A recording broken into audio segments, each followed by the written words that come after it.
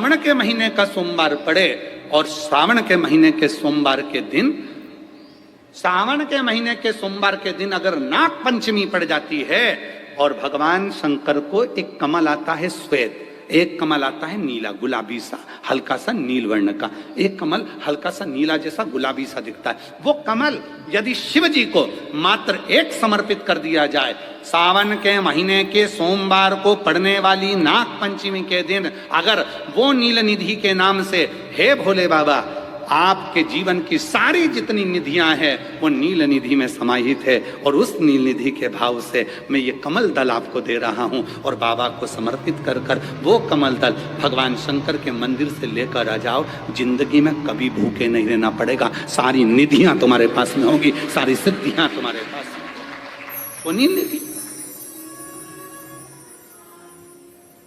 33 वर्ष में बाबा जी 33 वर्ष में 6 बार सावन के सोमवार को नागपंचमी पड़ी है। 33 वर्ष, एक पड़ी थी 96 में, एक पड़ी थी 99 में, एक पड़ी थी 2012 में, एक पड़ी थी 2019 में, एक पड़ी थी 2023 में, और अब इस वर्ष भी 2026 में सावन के सोमवार को 17 तारीख को बाबा की ये शिवरात्रि फिर पड़ रही है, वापिस नागपंचमी पड़ रही है, वापिस नागपंचमी पड़ रही। सावन के सोमवार पर पड़ने वाली नाग पंचमी को निधि पंचमी कहा जाता है, नील निधि पंचमी। भले वो नाग पंचमी है पर वो इतनी निधि दे देती है। क्यों कहते हैं महाराज, आपने देखा होगा चंद्र ग्रहण सूर्य ग्रहण होते हैं तो लोग शंकर जी के मंदिर में बैठकर तप करते थे, अघोरी तप करते थे, साधना तप करते थे। अब ये संसार का मनुष्य कोई अघोरी तो है, संसार का मनुष्य अघोर व्रत तो धारण करता नहीं है। संसार का मनुष्य तो बेचारा घर में डूबा रहता है, परिवार में डूबा रहता है, काम में डूबा रहता है। तो इसको निधि कैसे प्राप्त हो, इसको वो हीरा कैसे मिल जाए, इसको वो फल कैसे मिल जाए, तो उसके लिए स्वयं देवाधिदेव महादेव की कथा कहती है, स्कंद पुराण वर्णन करती है, शिव पुराण वर्णन करती है। सावन के महीने में जब सोमवार पड़े, सोमवार के दिन नाग पंचमी पड़े, नाग पंचमी के दिन जो नील पुष्प भगवान शिव को कमल का समर्पित कर देता है और उसी कमल के पुष्प को नील निधि के रूप में लेकर आ जाता है, उसके पास में कभी जिंदगी में ना अष्ट सिद्धि की कमी होती है ना नव निधि की कमी होती है। उसका वैभव वैभव जितने संसार के लोग कर्जे में, भले तुम्हारा बैंक का कर्जा हो, लोन का कर्जा हो, चाहे तुमने दुनिया में कहीं से भी कर्जा ले रखा हो, एक बार अभी 17 अगस्त को पड़ेगी, सोमवार को नाग पंचमी 17 अगस्त। 33 वर्ष में ये 7वीं बार आ रही, बहुत रुक रुक के आती है सोमवार के, बहुत रुक रुक के, और ना जाने फिर अगला योग कब लगेगा। अगर मौका मिला है कर लो। और हमने यहां तक कहा यदि कमल का पुष्प ना मिले तो एक महाराज जी एक पुष्प होता है, वो नीले कलर का शंख जैसा होता है जो शिव जी को बड़ा प्रिय है। क्या बोलते हैं उसको, शंख पुष्पी क्या वो। अगर मान लो तुम्हें नील कमल ना मिले, नील कमल प्राप्त ना हो, कहीं सरोवर तालाब में अभी बहुत बारिश हो रही है, कहीं जाना नहीं, नील कमल नहीं मिल रहा है, तो ये नीला पुष्प अगर आपको मिल जाए, एक बार नील निधि के नाम से शिव को समर्पित करना और बाबा को समर्पित कर कर उसी को वापिस लेकर आना। बाबा मेरे घर में अष्ट सिद्धि नव निधि निवास करे, कृपा करना। 1 साल के अंदर आप सब पत्र में लिखकर भेजोगे कि आपको किसी के दरवाजे पर हाथ फेराने की जरूरत नहीं पड़ेगी, भगवान जो वैभव देगा वो देखते बनेगा। नील निधि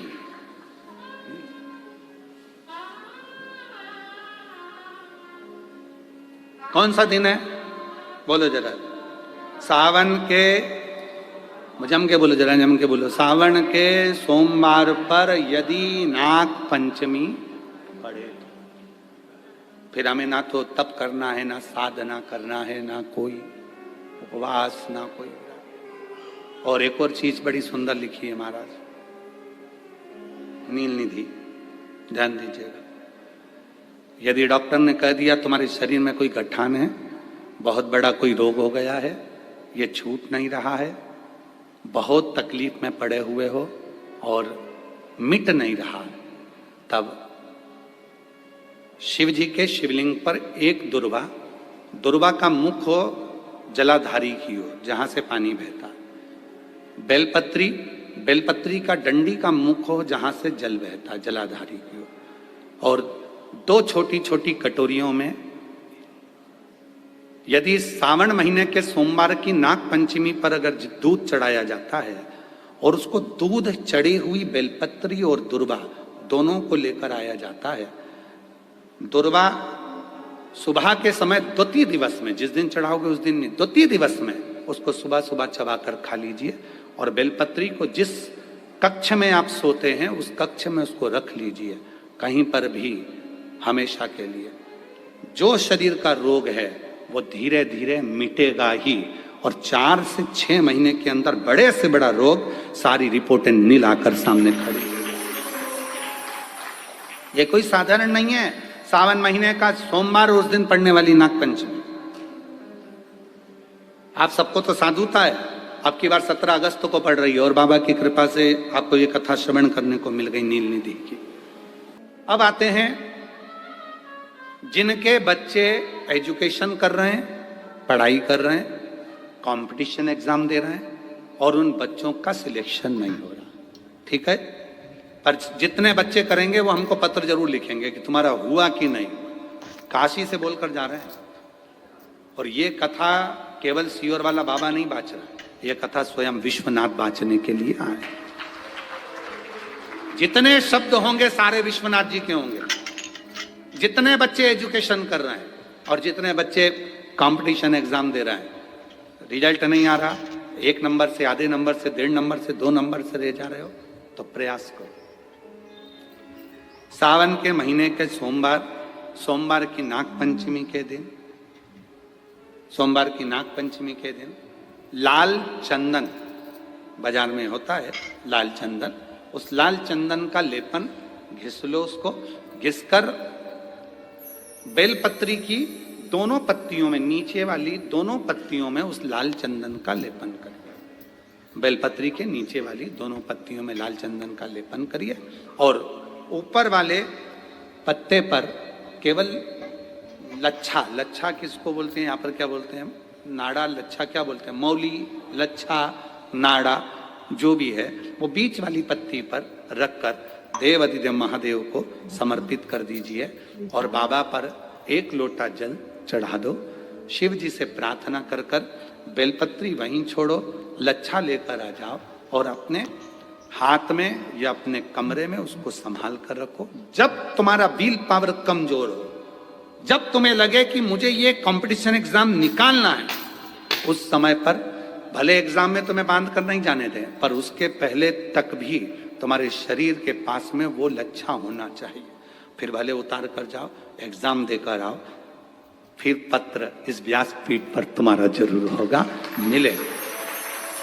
वो साधारण नहीं है। सावन के महीने के सोमवार को पड़ने वाली शिव नाग पंचमी को नील निधि पंचमी कहते हैं। उस नील निधि का मतलब है सारी सिद्धियां एक ही निधि में प्राप्त हो जाती। श्रावण महीने की पंचमी के दिन, कौन सी तिथि, पंचमी, चाहे वो शुक्ल पक्ष की हो चाहे वो कृष्ण पक्ष की, श्रावण महीने की पंचमी के दिन शंकर भगवान पर जिस परिवार के व्यक्ति का कांवड़ जल हमने बताया है आपको, जरूरी नहीं है कि डंडा बांधकर 2 कांवड़ के जल के लोटे लेकर जाओ, आप अपने हाथ में भी 2 पात्र लेकर जा सकते हैं।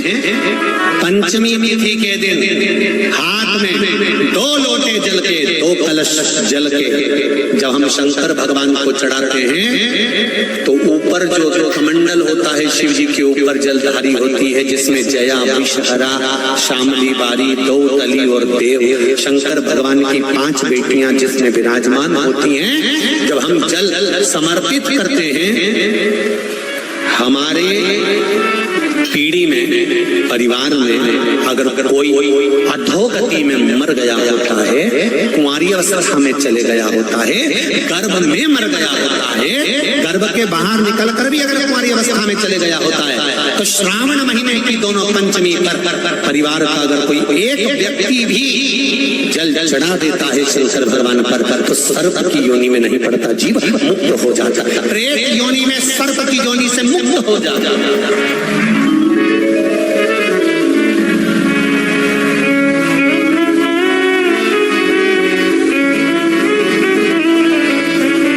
महाराज हमारे यहाँ सांपों की पूजन कौन से दिन होती है, कौन सी तिथि में करते हैं? जम के बोलो जरा। नाग पंचमी। नाग पंचमी का मतलब क्या है? सांपों की पूजन करो। नाग पंचमी का मतलब होता है शंकर जी के मंदिर में जाकर एक लोटा जल समर्पित कर दो। उसका कारण क्या है कि हमारे परिवार में, हमारे कुटुंब में, परिवार में कोई 7 पीढ़ी के अंतर्गत भी अगर कोई जीव तड़प रहा होता है, पड़ा हुआ होता है, उसकी मुक्ति नहीं होती है, तो पंचमी का चढ़ा हुआ जल उस जीव को प्राप्त हो जाता है और वो जीव तर जाता है, उसका फिर जन्म नहीं होता, वो तर इसको मुक्तता, इसको मोक्ष का। पंचमी के दिन, चाहे नाग पंचमी हो, चाहे श्रावण महीने में शुक्ल पक्ष की, चाहे कृष्ण पक्ष की पंचमी हो, और समझ लो अच्छे से, श्रावण महीने की पंचमी के दिन देवाधिदेव महादेव पर चढ़ाई गई शमी पत्र,